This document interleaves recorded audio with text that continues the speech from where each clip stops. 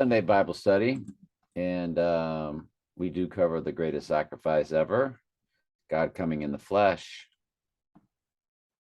and dying on the cross.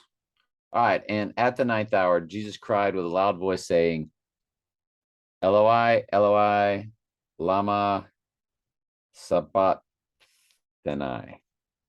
which is being interpreted, my God, why have thou forsaken me? Which is it's a quote from David. Obviously, God did not think that he forsook himself. When you key this in, I think that's Psalms. Let me see here. Psalms.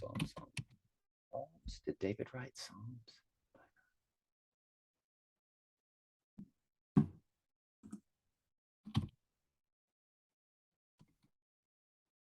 Got my Old Testament. Okay, when we key it in Old Testament, Psalm 22. Yeah. So got questions, which don't trust them as far as you can throw them, but they are nice to use during sometimes, in some instances, I should say. Why did Jesus say, my God? Okay. Well. Wow. Look at Wow. This. 94% of people believe company culture is important to an organization. God, my God, why have you forsaken me? At about the ninth hour, Jesus cried with a loud voice between the psalm and the specific events of the crucifixion. It is difficult to understand in what sense Jesus was forsaken by God. It is certain that God approved his work. It is certain that Jesus was innocent. He had done nothing to forfeit the favor of God. As God's own son, holy, harmless, the prophet And of Isaiah course, said this about the Messiah. Surely he took up our pain and bore our suffering. They're not really even saying,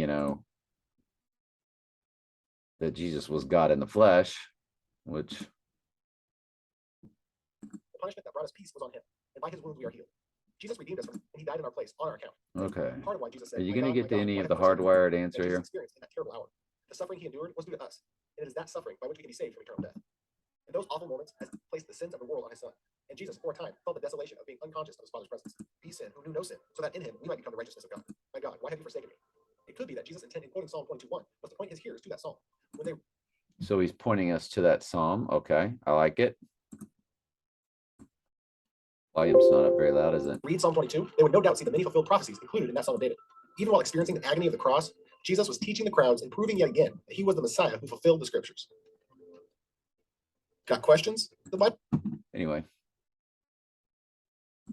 But yeah, it's from Psalm. It looked like 22:1. All right, where are we at here? And some of that stood by when they heard it said, behold, he called Elias. And one ran and filled a sponge full of vinegar and put it on a reed and gave him to drink, saying, let alone, let us see whether Elias will come to take him down. And Jesus cried with a loud voice and gave up his ghost. So that is 1537, is it not? It sure is. It's very interesting.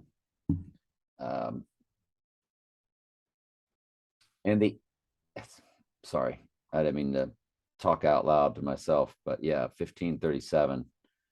That's just interesting.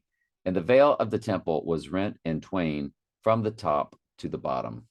And when the centurion stood over against him, saw that he so cried out and gave up the ghost, he said, truly, this man was the Son of God. Right then, of course, the Lord came into that centurion. That centurion is now a sheep.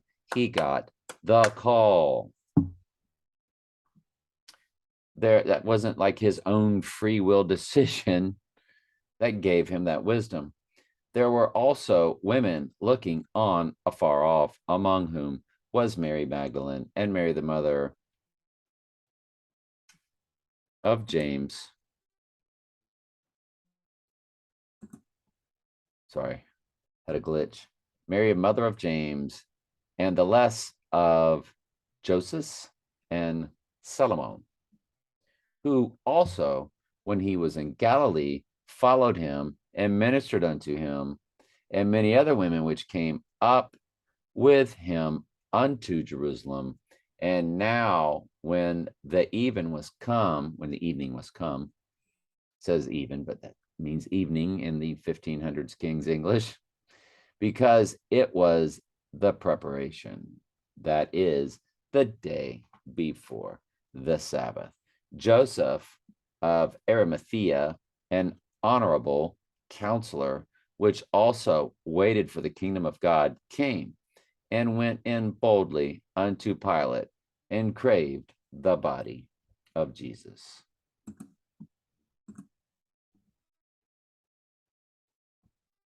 Let's continue on in the great chapter of Daniel 2.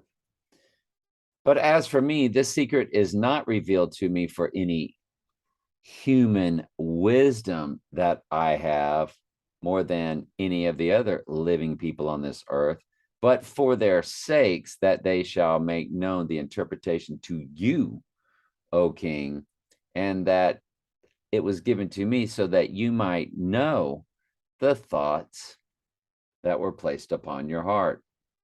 Thou, O King, sawest, and behold, a great image. This great image, whose brightness was excellent, stood before thee, and the form thereof was terrible. This image's head was of fine gold, his breast and arms of silver, his belly and his thighs of brass, his legs of iron, his feet part of iron and part of clay. Thou sawest till that a stone was cut out without hands, which smote the image upon his feet, that were of the iron and the clay, and break them into pieces. And just to let you know, this is the final kingdom being destroyed right there. Then was the iron, the clay, the brass, the silver, and the gold broken to pieces together and became like chaff of the summer threshing floors. And the wind carried them away, that no place was found for them. And the stone that smote the image became a great mountain and filled the whole earth. That was basically the Lord and his church were represented by that stone that destroyed them. This is the dream, and we will tell you the interpretation thereof before you, O King. Thou, O King, art great of kings, for the God of heaven hath given you a kingdom, power, strength, and glory. I love you very much. Ask questions anytime. That's what I'm here for.